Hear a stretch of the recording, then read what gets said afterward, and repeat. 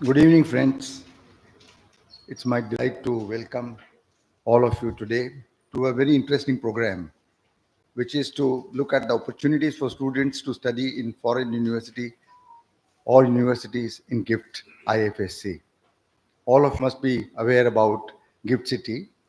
As you know, you are all residents of Ahmedabad or Gujarat. It is a very unique place. GIFT City was visualized, obviously, for all the financial technology and international finance, but now it is also getting into quality education, and it is probably the first place in the country which has been earmarked for attracting foreign universities to come and offer their, I would say, latest and state of the art educational courses so that our students do not have to travel all over the world or to different foreign countries.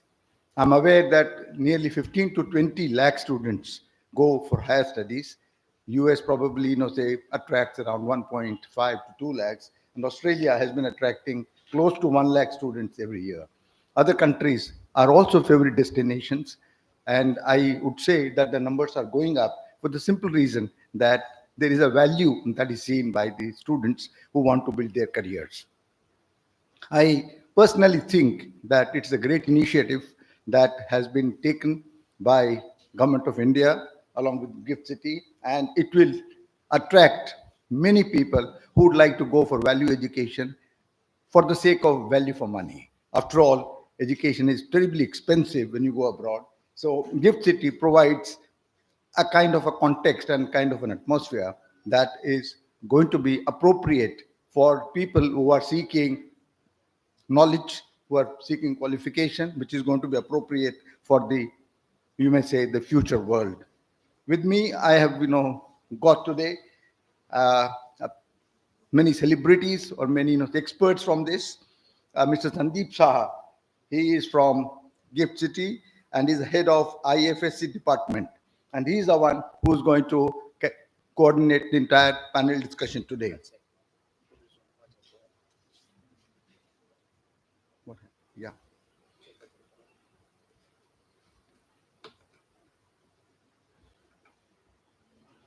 What happened?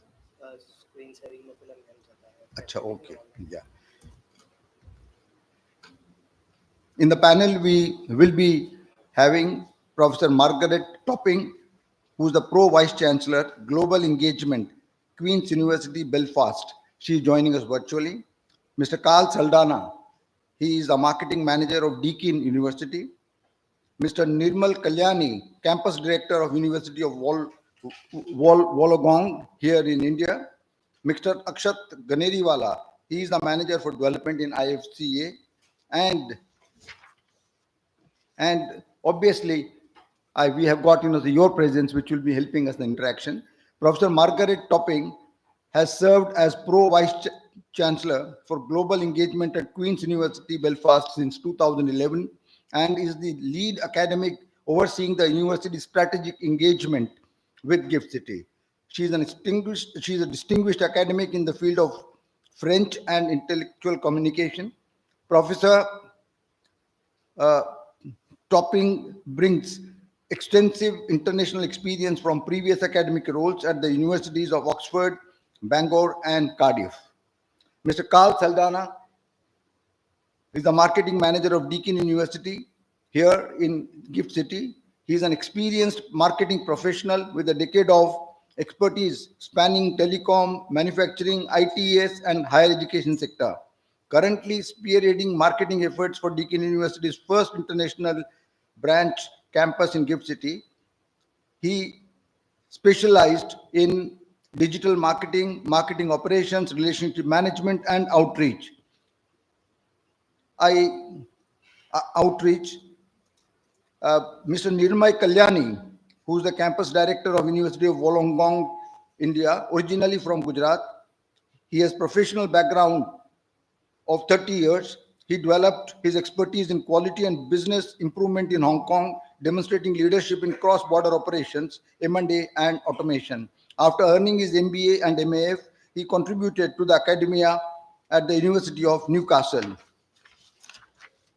Mr. Akshat Ganeriwala joined IFCA in 2020 and belongs to the first batch of officers who were recruited from the civil services examination process. Prior to this, he was working with the project monitoring group at the Invest India. As you must be all knowing, Invest India has been a great initiative of the Ministry of Commerce, which was created for the sake of attracting foreign investment for obviously a lot of economic growth within the country. The project monitoring group is an institutional mechanism set up by the government of India for the expedited resolution of issues and regulatory bottlenecks in infrastructure projects with investments of over 500 crores. Presently, he is working as manager development in IFCA and is looking after international affairs and registration of foreign universities in IFSC. He holds a BA LLB degree from Symbiosis Law School, Pune. The coordinator of the panel discussion today, Mr. Sandeep Shah, is the head of the IFSC department at Gujarat International Finance Tech City Company Limited, which is called the GIFT, where he plays a pivotal role in developing and promoting India's first international financial services center. With over 15 years of experience in financial services, regulations, and policy development, he has been actively involved since the inception of IFSC in India. He works closely with regulatory bodies like IFSCA, RBI, SEBI, and IRDAI to introduce and expand key business verticals, including aircraft leasing, offshore fund management, fintech, and bullion exchange. An author of the book Gift IFSC, a comprehensive guide. He is obviously the best suited person to really conduct the entire panel discussion today. He is the recipient of the 40 under 40 Investment Professionals Award and has previously held roles at HSBC and NSDL. It is my delight to welcome each one of them with a small gift from AMA.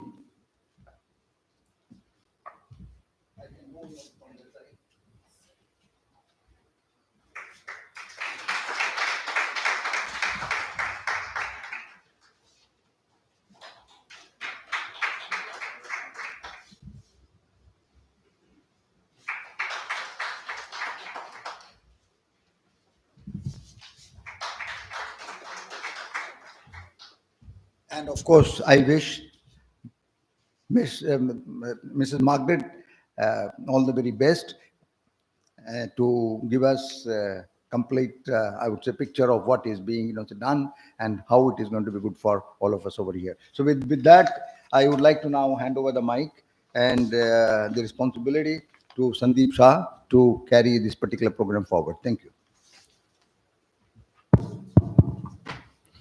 Thank you very much for the introduction. I think I can see, parents as well as aspiring students basically to kind of understand how they can become part of the new mandate. Probably students when they were actually looking for higher studies, I think in India largely, the JEE and some of these critical exams are the priority, or many times students like to look at the global opportunities as well.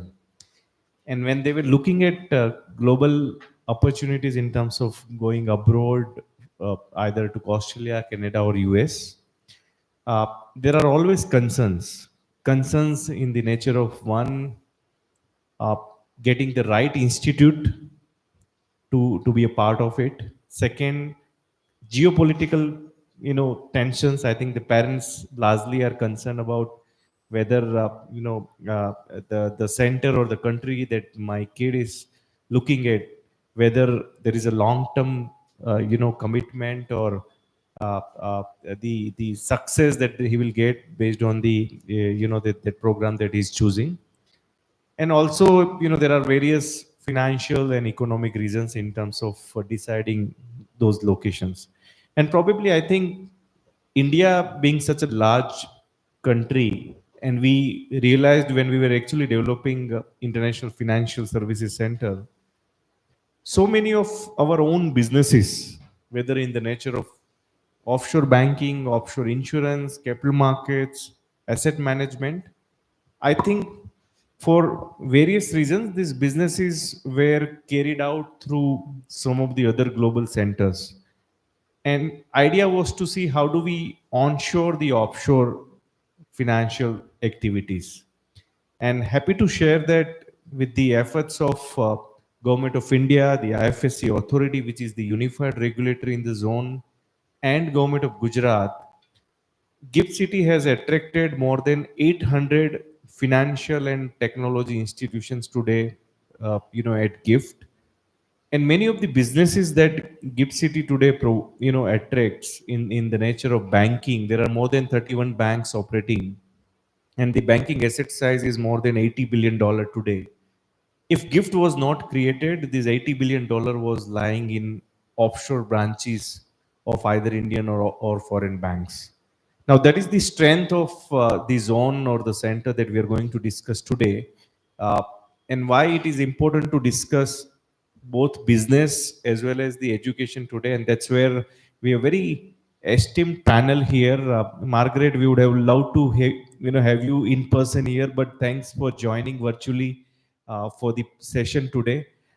Just to give you a sense, today in the room, as I mentioned, parents as well as aspiring students are here, and they want to understand about the Gift City ecosystem as well as about the plans of the foreign universities, because in the past none of them have kind of heard of getting the foreign degree sitting in India, right? So that is something which is new for everyone, and that's where I think today's panel is going to be very interesting, and it's going to be a very enlightening in terms of how, as a student, we can look at the new segment which we have never discussed.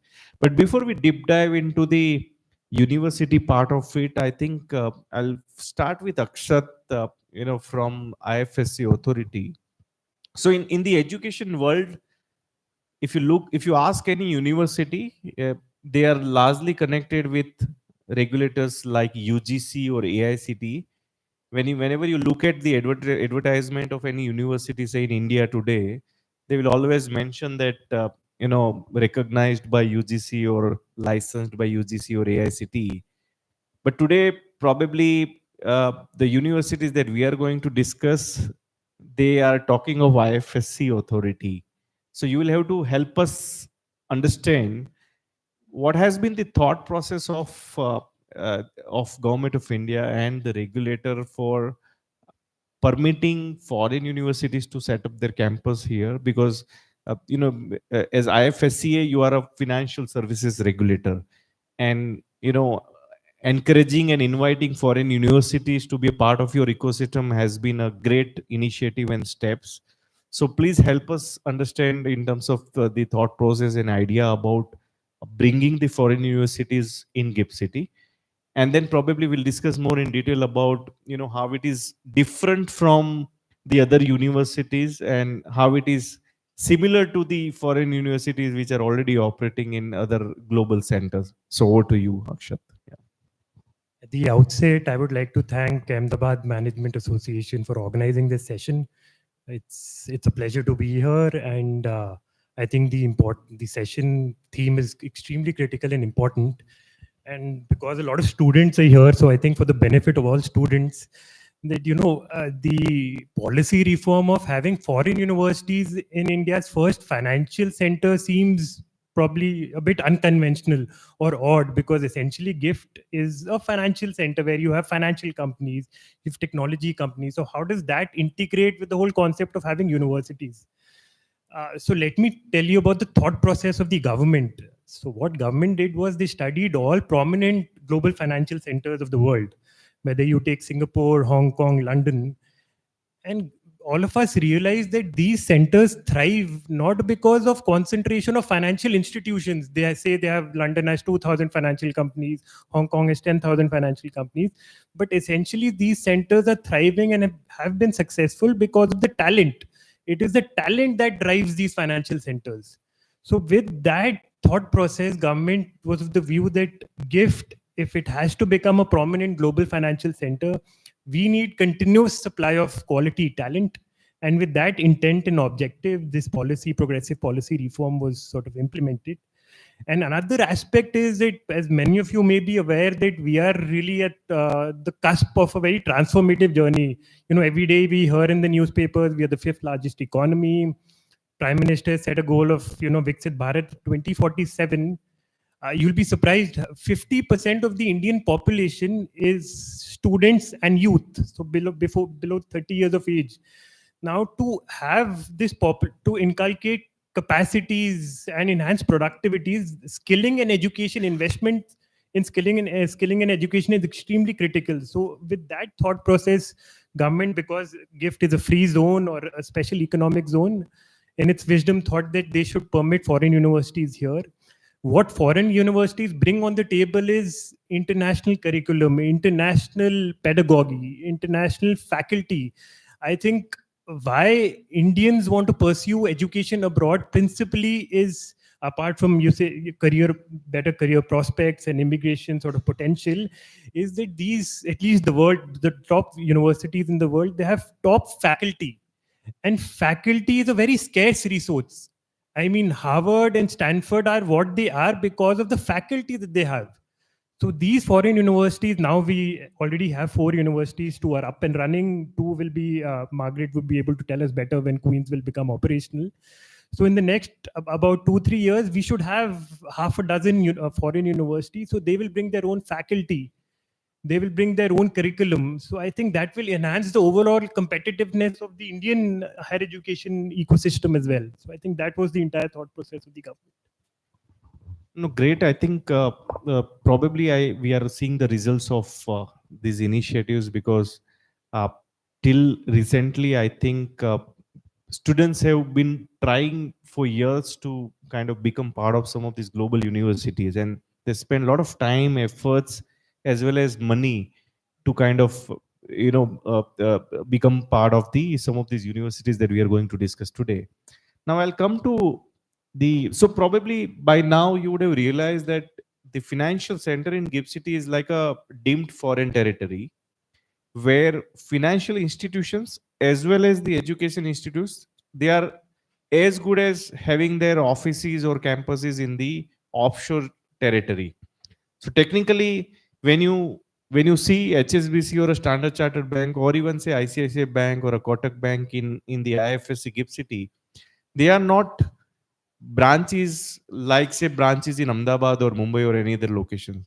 They are as good as having operations in Singapore, Dubai or Hong Kong, both from a business perspective as well as from the activities that they are carrying out.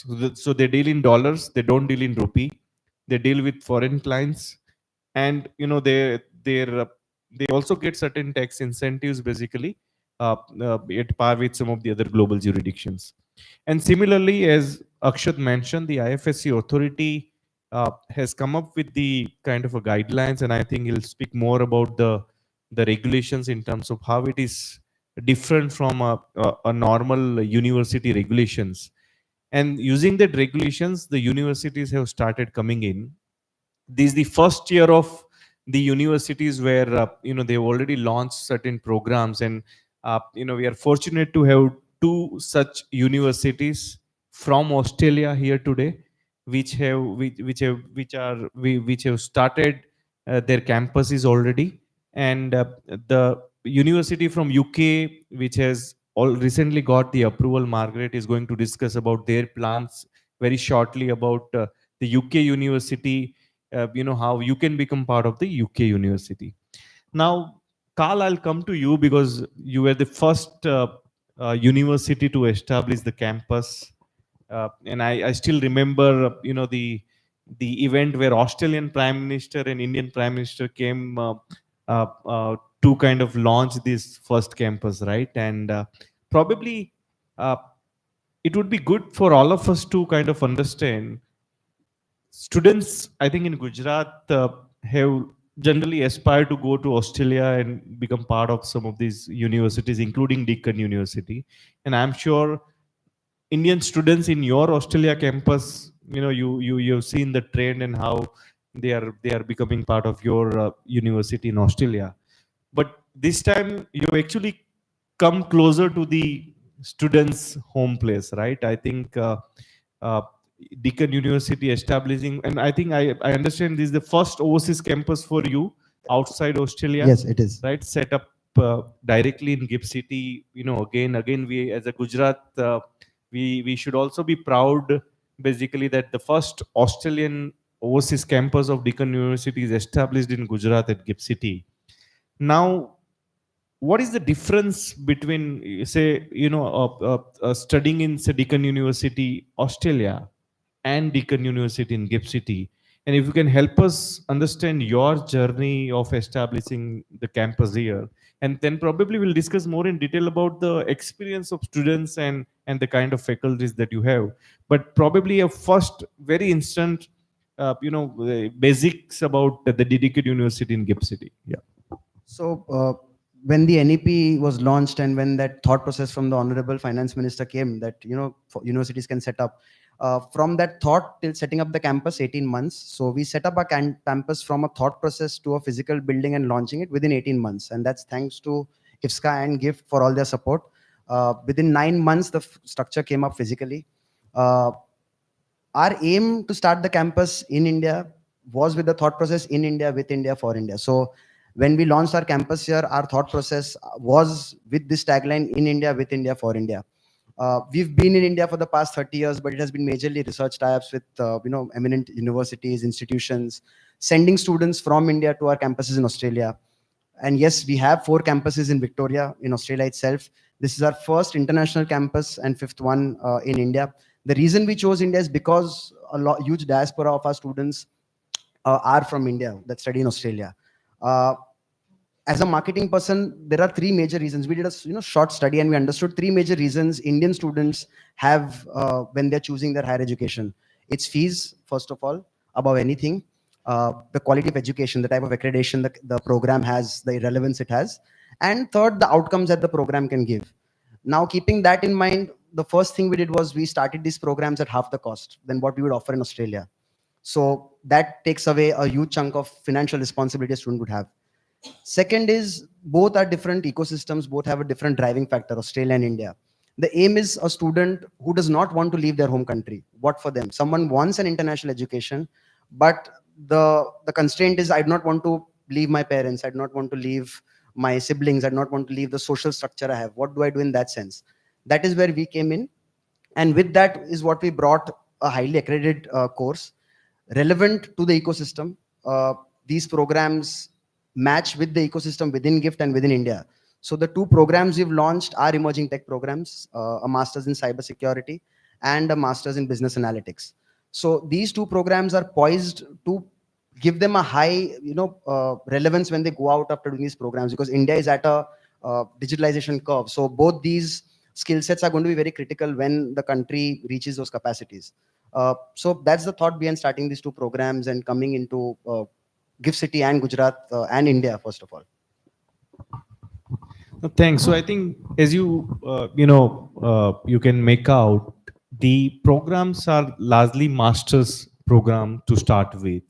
So in case a graduate student from Gujarat or in India, and looking to be a part of the foreign university, Deakin University from Australia has a campus in GIFT City. They have started with 2 programs, masters in cybersecurity, as he mentioned, and the first batch is already up and running. So probably it would be also a good opportunity for you to kind of visit the campus, see the facility, and also interact with faculties as well as students in terms of how has been the journey of last 1 year to be a part of this unique experience. Now, coming to Nimai, probably for you it's more like coming back to home. He was in Australia for more than a decade, or more than a decade, basically from Gujarat. And I think he has come back to Gujarat along with a university. So University of Wollongong, again, one of the well-known university in Australia. Probably many a times the credibility of university is generally known based on the ranking. And I think it would be good for all of us to understand the ranking, and probably if you can also compare with the parallel universities in India which fall under the same ranking, which will help you to understand what kind of quality education that these universities are bringing here. And considering your global experience, if you can also share your thoughts about how University of Wollongong is looking at GIFT City campus. And fintech is the buzzword today, as we all of us know. And the first program that you have launched is again related to the fintech. So it would be also good for us to understand the details about the program and how do you see Wollongong shaping up their campus in GIFT City. Definitely. Well, firstly, thank you, AMA and GIFT, for providing this platform. Your question is quite interesting and quite threefold. So, starting with the reputation of the university, if you look at the global ranking, we rank 167th in the world. How does that translate to India?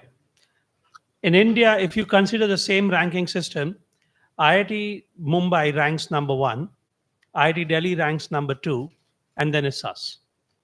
Our ranking comes at par. So if you are looking at a quality education with that reputation, we fall in the same leagues as the 2 IITs in Delhi and Mumbai. But more so, we come with a global exposure.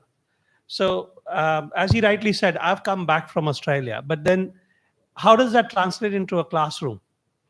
And to translate that into a classroom, I'm going to show off a little bit about my academics. So we've got a Professor Kiran Trivedi, who's come back from Seattle, Northwest University. Similarly, we have another person who's come back from UK, and so on and so forth. So the team that is going to be in the classroom, the team that's there on the campus, everybody comes from quite a global exposure. And that translates into the students' experience in the classroom. So when we're teaching a concept or some sort of a theory, how it contextualizes for the Indian workforce, for the Indian markets, for the Indian businesses, but at the same time, how it would apply in the other parts of the world. So it's more like a global exposure with a local correspondence, making it a global university. The other bit being the quality of education, as Carl rightly said, and so did Akshat, that the pedagogy comes from there, the content comes from there, and then it is contextualized to the local market. So when a student walks into a classroom which is driven by technology, and it's not just that you're learning about technology, but you're actually experiencing it firsthand. Our classrooms, we don't have projectors, we don't have chalkboards, we have proper interactive boards, interactive systems. And all this is because we are teaching degrees that are technology driven, be it fintech or be it the complementary to fintech, which is data analytics. Now, if you talk of fintech, from the simple GPay, where you're scanning a QR code to make a payment, to your credit cards, to your online banking, to your international transactions, everything is now technology driven. And the financial markets are doing the heavy lifting when it comes to the technology drive in India. India is the world's first country to have an online payment system, settling the payment immediately. There are companies that are based out of GIFT City, for instance, GlomoPay, where an international transaction was settled in 48 to 72 hours. They've made it a reality to 4 to 6 hours. So you don't even have to wait for 3 days. Where is this technology coming from? Where is this ideology coming from? It's coming from classrooms like Deakin and ours, where you learn about technology, where you learn how to ideate, where you learn how to innovate. And when you talk of an ecosystem that is around you, like GIFT, which is again India's first smart city, what better innovation than that? And it's a fully operational smart city. So it's just not namesake, but it's actually operational. And it is providing the platform. So once a student graduates from a university like Queen's, Deakin, or University of Wollongong, UOW, the student gets to experience firsthand what it is to make the future that they want to belong to, because they've learned how to make it in the classroom. And again, fintech, as I said, it's one of the driving forces of the financial markets globally, and thankfully India is leading it. So what better place to be at than GIFT City to learn about financial technology? No, thanks. I think you rightly mentioned probably when you speak to financial services companies, I think largely they are all driving towards technology. And when you speak to technology companies, largely they are serving to the requirements of a financial companies. But when they hire engineering graduate who is a tech expert, but many times he needs financial services, acumen. And when you speak to a financial services guy, I think he's very well, educated in the financial services, but the technology is still missing. Probably the fintech program that you are offering probably will bridge that gap in terms of creating that, a fintech expert, right? Yes, so that rightly said. Thank you.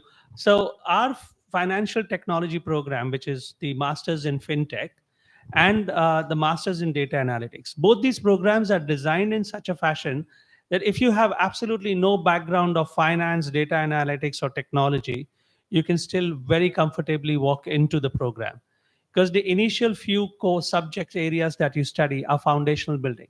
So say, for instance, a student who's graduating with a bachelor's of business in marketing.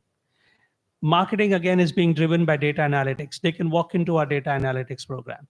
A student, say, who studied a BTech engineering in computer sciences or software programming or web development, DevOps, artificial intelligence, they can easily walk into our fintech program, get the foundational knowledge of finance, and see how the technology that they've learned can lead into the development of the next financial technology platform. So how artificial intelligence can, marry with the finance industry, understand the regulations, understand the ethics behind it, and then maybe come up with something that is absolutely groundbreaking. And that's where, again, innovation comes into play. So absolutely, anybody with a non-financial or technical background can walk into the programs. Perfect. Now coming to Margaret, thanks for patiently listening our conversation, and we are looking forward to having you as a part of the ecosystem very soon. We understand you have obtained the required approvals, and your campus is also coming up in a big way. Probably that will also become one of the largest campus in GIFT City going forward. But with 2 Australian universities now already present, the first UK universities which is now becoming part of the GIFT City ecosystem. So probably if you're looking for, going to the Australia or a UK education ecosystem, you don't need to travel there. I think they have come closer to our place, and they are now going to offer the same degree and same kind of a quality education to GIFT City now from GIFT City. So Margaret, I think if you can help us understand about the Queen's University Belfast, how you are ranked globally, and second, so that it will also help the people here to understand about the recognition that you already carry basically globally. And second, your plans for GIFT City, because some of the aspiring students who may be looking to take the admissions in January 26 or probably in the mid of 26. What kind of programs that you are planning to offer so that they can start looking at it and evaluating from now? Yeah.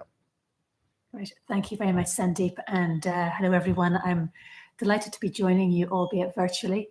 But thank you to the Ahmedabad Management Association, as others have said, for hosting this evening. I wish I was there in person. I will be there in about 3 weeks' time. So looking forward to connecting again with colleagues and potential students and parents when I'm next out there. This is a really exciting time for us, and we're a little bit further behind in our planning than in our operationalizing of the campus than Deakin and Wollongong. But our campus will be open by the end of 2025, and we're looking forward to welcoming our first cohort of students in early 2026. Just to maybe give you a little bit of a flavour of Queen's University, it's a leading institution within the UK. It's a member of the UK Russell Group, which is the 24 research-intensive universities in the UK. It's a little bit like the Ivy League in the US context. I think what that means in terms of student experience is that our staff are world-leading academics. They are world-leading researchers. So when it comes to how that is translated into the classroom for our master's programs, it means that you are being taught not by the people who are reading the textbooks. They're the people who are writing the textbooks. They're the people who are writing, the next and producing the next level thinking in those subject areas. We're the 9th oldest university in the UK, and this year we're celebrating our 180th anniversary. So it's a very exciting time to be opening up our new campus in India, in Gift City, during this year.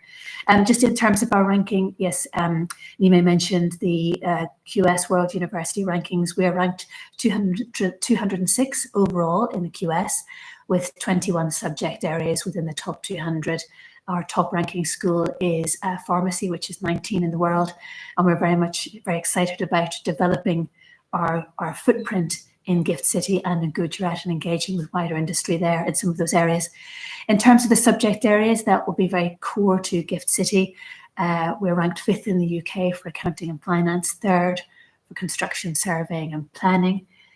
We're 1st in the UK for graduate outcomes, so that employability theme is absolutely key to what we do. And I think another key point to make about Queen's is that it's consistently ranked either 1st or 2nd in the UK for entrepreneurial impact. What we do really well is develop students who are going to be not just future job seekers, but future job creators, helping students develop their skills in entrepreneurship, innovation, creativity, creative thinking.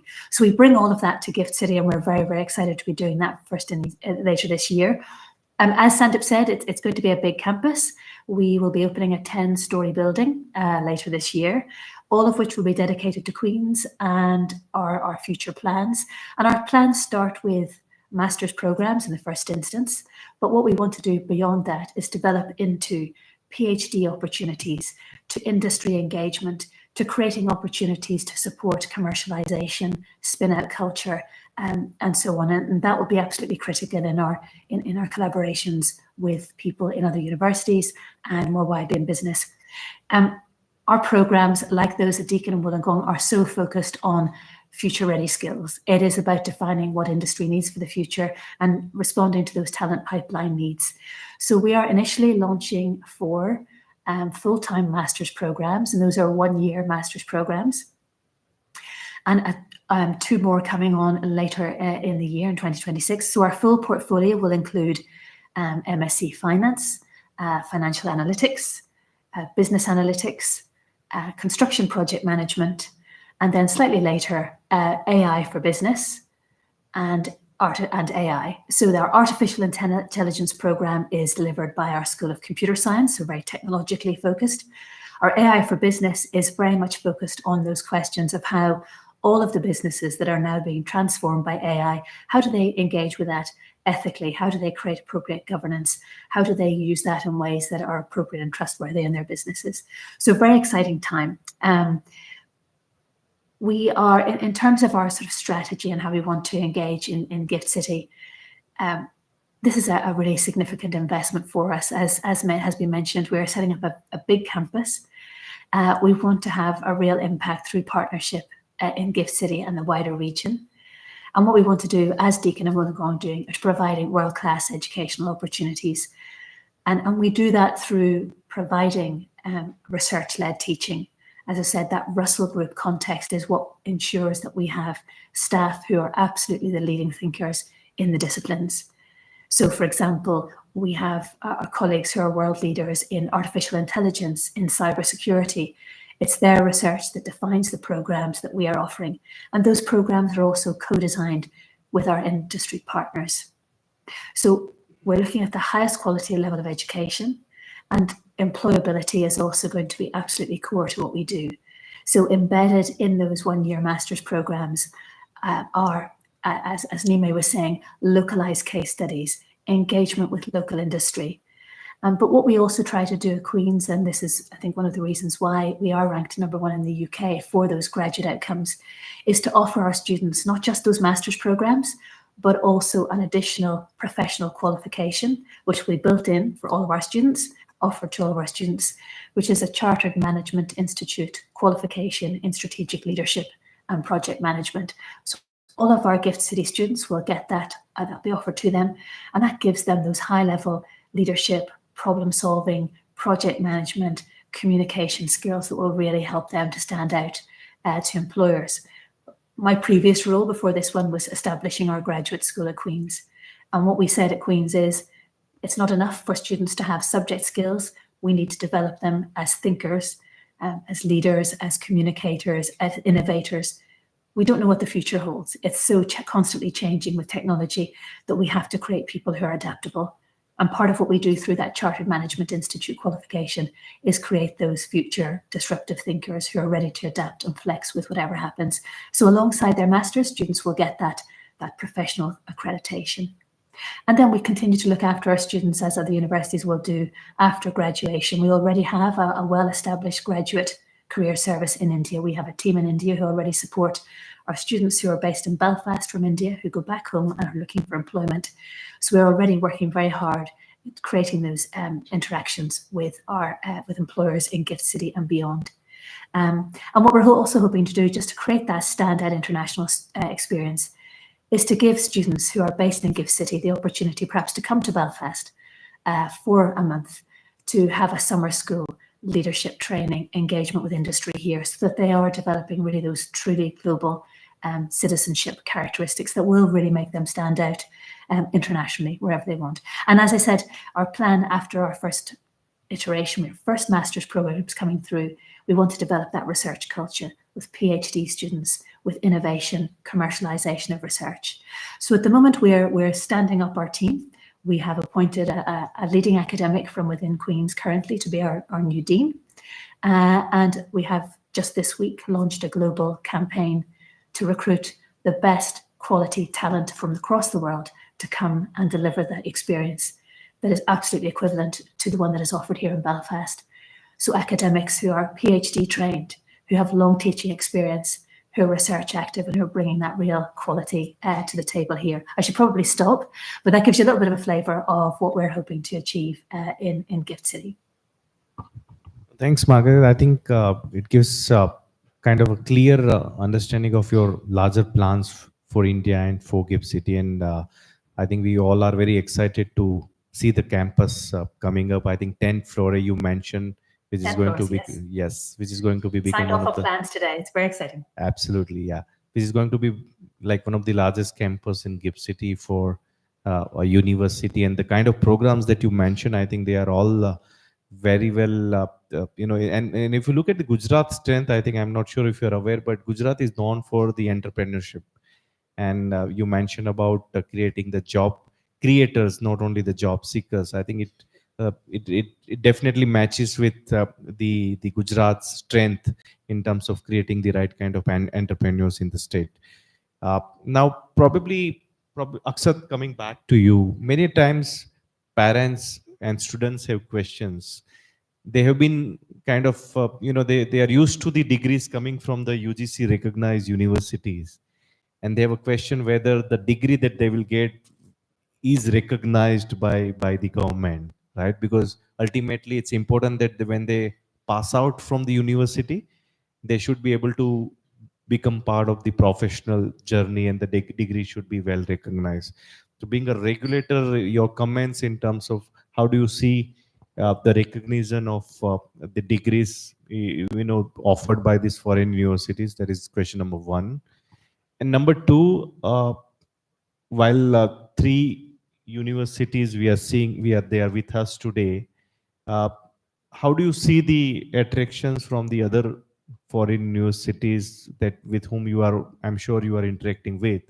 Are you expecting more universities to be a part of the ecosystem going forward? I think that's a very important question, because we have students and parents. And to assuage their concerns, let me just highlight 4 or 5 very critical advantages from a regulatory perspective, from a legal perspective.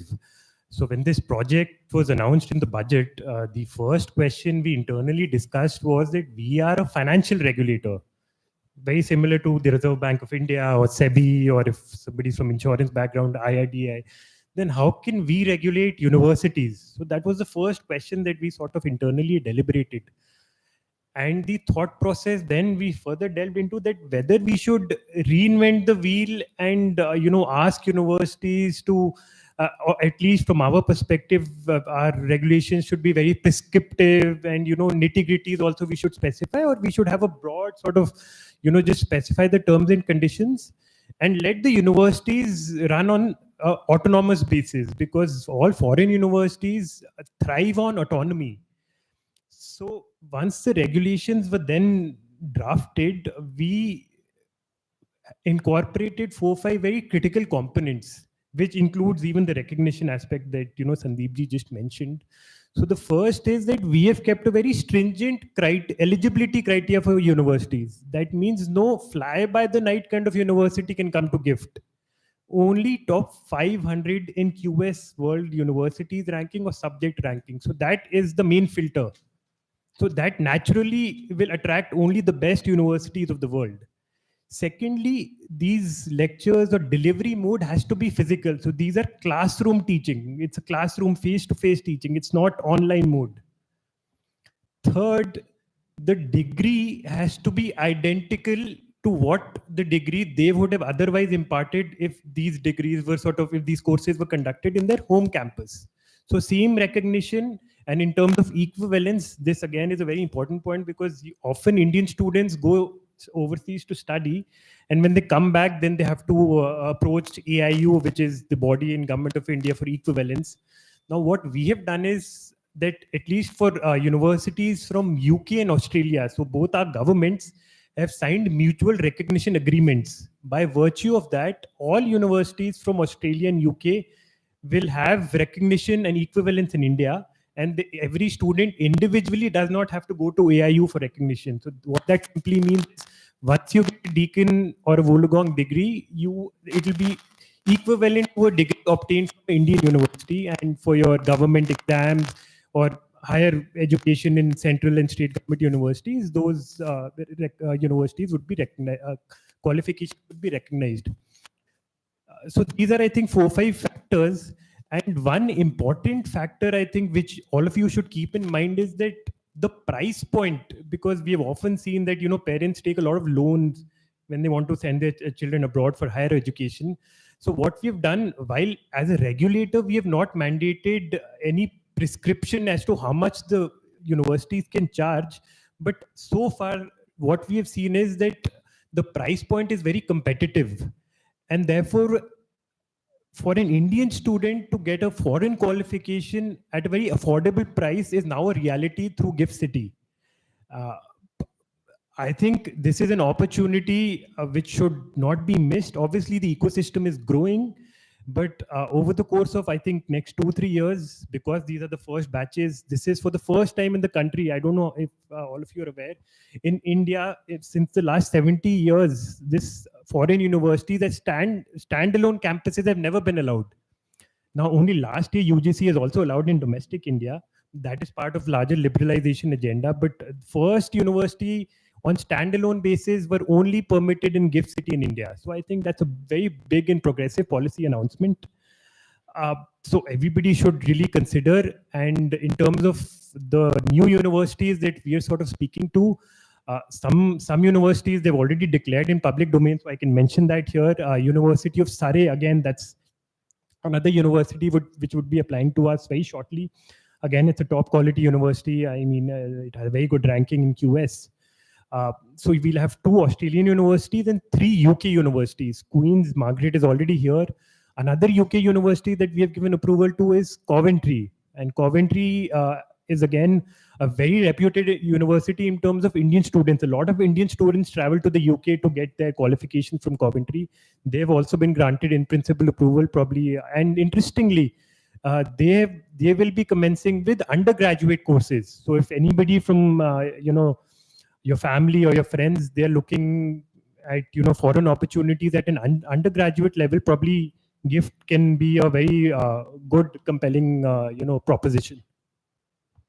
Thank you, Akshat. I think it gives confidence to everyone that, it's a right choice to be a part of the overall ecosystem. Now, Carl, very basic questions many times, like how do they become part of the, the university campus? Because we know to be a part of the IIMs, CATE is the exam. To be a part of some of the government of Gujarat affiliated colleges, there are certain entrance exams. But question number one for from the parents and students: what is the procedure to kind of apply or for the admissions in the university, specifically Deakin University?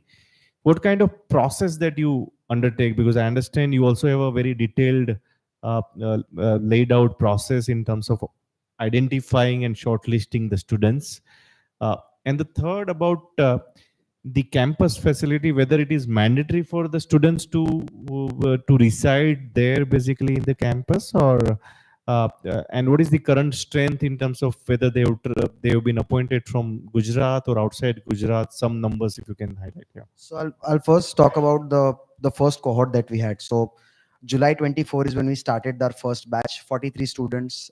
We had about 30 students studying in our business analytics program and about 13 studying in our cybersecurity program. In terms of demographics, we had about 60% of the students who came from tier 1 cities of India, like the Bangalore's, Delhi, Mumbai, Chennai, and another 40% who were residents of Gujarat. So that's a good healthy mix where you find enough coming from tier 1 cities, other parts of the country. We have a good male to female ratio, 60-40, I would say. So it's a good balance, 60% male to 40% female ratio. About 80% of our batch are freshers. We have about 20% of the batch who come with about 2 to 3 years of working experience. So it's again a very diversified cohort that we have. Talking about eligibilities, so two emerging tech programs. So we have certain eligibilities when we take students on board, so we can work further on them. For business analytics, because it has a business component to it, we accept the other tests that are taken in India. So we accept scores like CAT, ZAT, NMAT, CMAT, SNAP. We also accept GMAT and GRE because students give that when they want to probably go to study abroad. So it's an advantage to them. Students need to have a certain percentile of score in these tests. If they're able to meet that, we ask them to apply for the program with their mark sheets. We hold a panel interview, a virtual one. We don't necessarily want the student to come down to the campus. We hold a panel interview. Our major reason to hold this is to understand what is the motivation or passion behind pursuing this program. What do you think is your long-term, short-term goal out of doing this program? We would really want to know your reason behind doing the program rather than us offering the program. That's the eligibility for business analytics. For cybersecurity, again, the eligibility students need to come from an ICT, information and computer technology background. You need to have done probably a computer science, computer engineering, or a BSc IT program before joining a master's in cybersecurity, because it's a core technical program. And what we've seen is it's a very specialized program. Usually students, after having completed a 4-year undergrad program in India, very few opt to go to do another master's. But the ones who opt to do have a very clear line of sight why they want to do it. They understand there is a huge demand for this particular sector in India and globally. Within India itself, in this particular financial year, there are 10 lakh job openings in the cybersecurity domain. So it's a very specialized and a very niche field for students to pursue.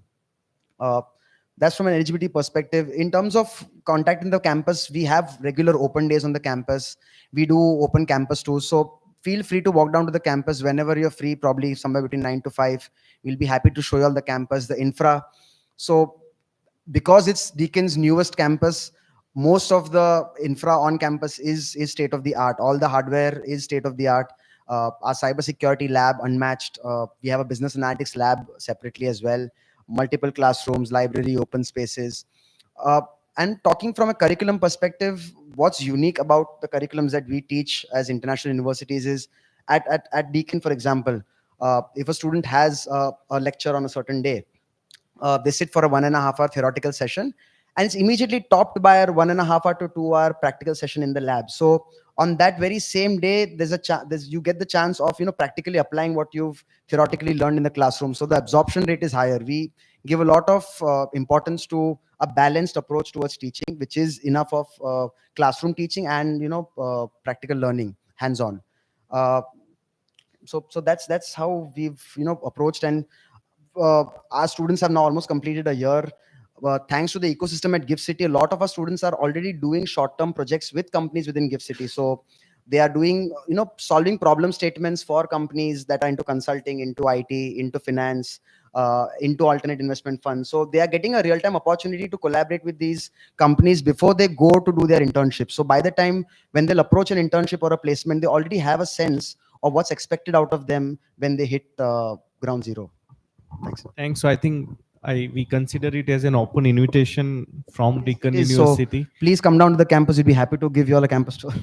So please, whenever you are closer to Gandhinagar side, I think you should take that opportunity and visit the Deakin University campus. It is in the Special Economic Zone SEZ area. Just when you enter the SEZ zone, right side first building is the Deakin University campus, and it's a very beautiful campus. I personally visited multiple times, and you must visit.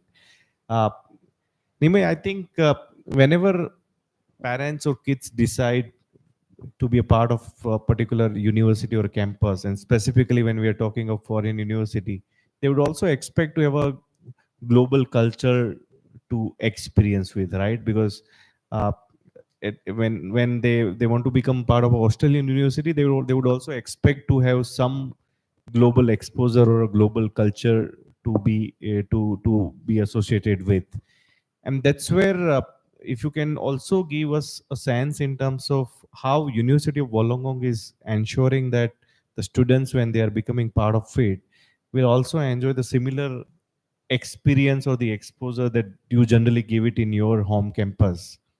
And second, we understand you have also done some corporate tie-ups, like with the institutions like Glomopay and all. So what are those tie-ups, and whether it is helping students to kind of get the experience with the corporates, practically? Yeah. Right. So that's an excellent question. And look, all that boils down to how is a degree going to position a student to be successful in life? And so the approach that University of Wollongong takes is that we look at the long-term trajectory rather than just looking at the first shot that you get. So it's foundation that enables a long-time career trajectory, be it in an entrepreneurial space, an innovative space, or in a corporate space. So one of the strong core points of our degree is a component called work integrated learning. So every course that a student studies, there's a degree of work integration into that program. So they would either have to finish a industry project under the industry supervision, or they will have to do a capstone project that is supervised and in conjunction with the industry. There will be an internship component, there'll be a placement component. So all these components ensure that a student is not just restricted to the classroom experience, but to the wider industry experience. Coming to the next part, why do we have so many corporate partners? And when I say so many corporate partners, we're talking of the top 10 banks that you can think of, like ANZ, HSBC, talk of KPMG, talk of Deloitte, talk of Cognizant. They're all there. IBM. And the reason why all of them are there, even from a very unique institute or organization like Aphthonia Labs, which is a startup incubator, to Plug and Play, to Glomopay, all these companies, they're not just partners to ensure that students get jobs. Their experts come into the classroom. They do guest lectures. So when an academic is talking to you about how a particular theory or concept works, how it was formulated, these experts tell you how they are really applied in the real world. So if you're learning about something like the competitive environment of, say, any industry, the theory tells you about, the Porter's 5 forces or anything of that sort. But these experts come to the classroom and they say how they really function in the real world. When somebody says that, oh, so and so is a competitor. So for example, Samsung and Apple are competitors to each other on the mobile phone industry. What makes them competitors? Even though Samsung is an Android phone, Apple has its own operating system through iOS. How do they become competitors to each other? What is the impact of that competition in terms of marketability, in terms of consumer benefits, in terms of consumer psyche? Those are the kind of things that you actually learn firsthand from these industry experts. Now, how does this translate in terms of student success. So we ranked 44th in the world for graduate outcomes, and about 87 point, don't quote me on the number, but it's something approximately 87 point something % of our students have been regarded by employers as highly employable, with most of them finding jobs without our assistance within less than 1 month of graduating. So that's a highly employable workforce that we are creating for the future. So, and that is what also attracts these future employers to come to us, partner with us, and want our graduates in their organizations. And given the time constraint, I'm just going to pass it back to you. Thanks. I think my probably great insights, because I think that's the confidence that students want, that after the program I should be employable to some of these leading institutions. My last questions to Margaret. I think you mentioned about future ready skills and the research as well, right? I think both of these components are going to be very critical in today's world. How do you see Queen's University Belfast in Gift City, giving importance to these two areas? And do you have any plans in mind in terms of, say, industry engagement or corporate engagement to focus on these two aspects? Yes, absolutely. In much the same way that Nime has described, that industry participation is core to what we do. It's core to what we do in Belfast, where our programs have all been co-designed with industry leaders. And where we do also have those industry leaders coming in, as we call them, professors of practice, who are in there in the classroom, providing that practical understanding of kind of theoretical concepts. So we're now very well advanced in our engagement with industry in Gift City to ensure that we have that same ecosystem there that's available to our students. So that will partly be that in terms of the examples that students will have access to in the curriculum will be localized. We'll be working with industry there to provide real life challenges that the students will have to work together on in order to address for industry partners, and that will be developing into kind of placement and internship opportunities. So we're very well advanced, as I said, in that process of engaging with institutions, with government officials, with industry, and also with the wider university ecosystem, because we do already have a number of well-developed partnerships through our Belfast campus with some of the IITs, but also with some of the leading industry. I mean, we have a number of students already in Belfast who go and have internships in companies like IFSC in India. So we will be leveraging that for the students who are based in Gift City. I mentioned before that wraparound personal and professional skills development that is core to what we do at Queen's. And so we're taking our graduate school concept that I mentioned, which is based on those 5 pillars of training students as thinkers, leaders, innovators, communicators who are future ready. And we're bringing that into Gift City and we're setting it up there.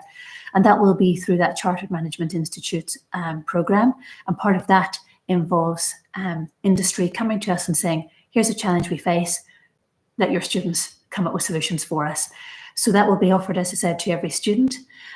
We will be creating, I said, opportunities also for students to come and spend time and have a summer school in Belfast, which would be very much industry focused. And again, that's part of creating that ability for students to be prepared to work internationally. And we would hope also to have the opportunities for students from Queen's to go also and spend some time on our campus in India. So again, students are getting that cultural, that intercultural awareness, which is so much what parents want for their children when it comes to an international education. So we're going to do that also by bringing some of the Queen's campus and Queen's students to Gujarat as well. As I've said, we've had a program, a graduate outcomes program running in India for probably the last 5 years. And that again is about creating the opportunities for students to engage with employers during their program so that by the time they are ready to graduate at the end of their year with us, they will hopefully, many of them, be walking straight into employment in Gift City, wider Gujarat, or beyond. So I said we're still in some of the development stages on this, but we already have 90+ employers who are keen to work with us in Gift City. Thank you, for the details. I think we have already taken our, time, and I think thanks for giving the right kind of information, because it's generally not easy to get all this information at one forum. And I think having three universities and regulator together to speak about some of these opportunities plays very important role for decision making for the students as well as parents. I don't know if you have time to take one or two questions, or maybe one question and then probably, yeah.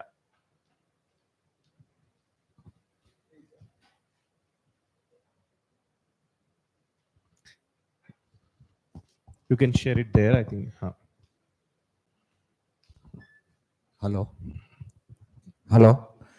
Thank you for the very insightful session, for the opportunity for students to study in the foreign university.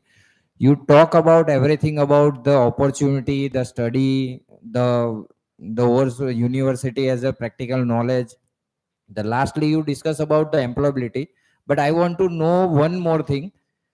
Whenever students go to overseas, they get the work permit. So do you have any extra features like that, if you students to study over there, so get the any kind of special permission, so go over there and get the work permit on the basis of GIFT University qualifications? I think, let me answer this.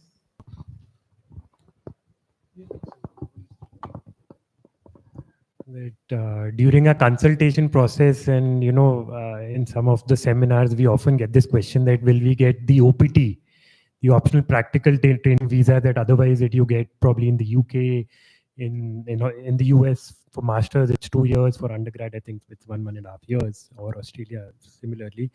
But we examined the process as to why these visas are given, and all countries have a mandatory requirement that this post a study visa would only be given if the student actually studies in their home campus. So if a student is studying in an offshore campus, because for them this is an offshore campus, those visa extensions currently are not provided. Probably in the future, if the immigration laws change in those countries, but the trends are actually negative.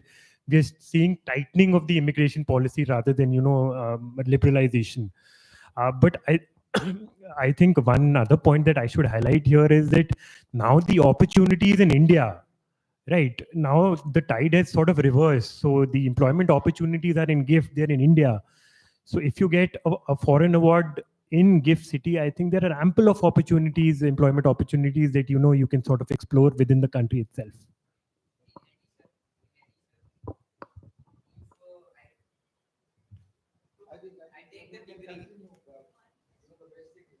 That you can continue talking to them after the program is over. So first of all, I would like to thank Sandeep, for conducting, this particular this particular panel discussion, moderating extremely well.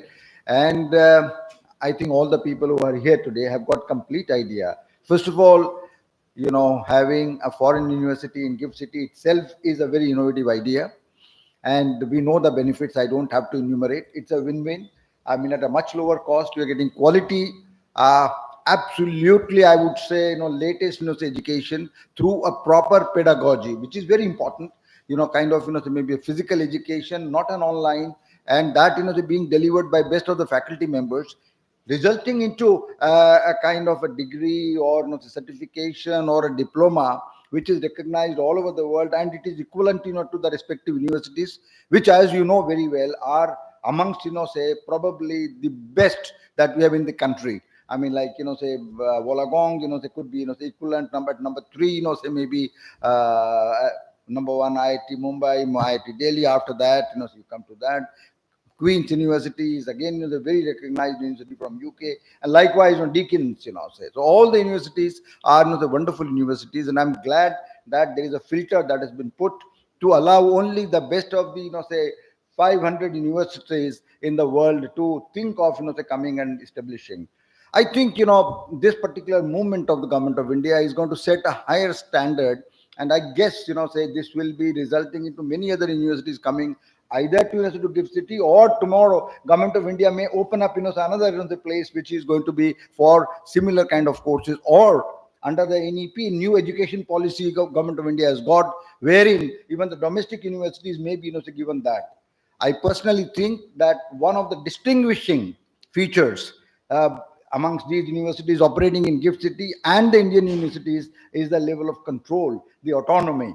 And it is the autonomy, it is the freedom, it is, say, kind of a latitude which is given to these centers is going to produce best of, say, maybe the outputs and best of the students coming out. But a similar thing when, say, probably transposed into Indian universities would also be, great.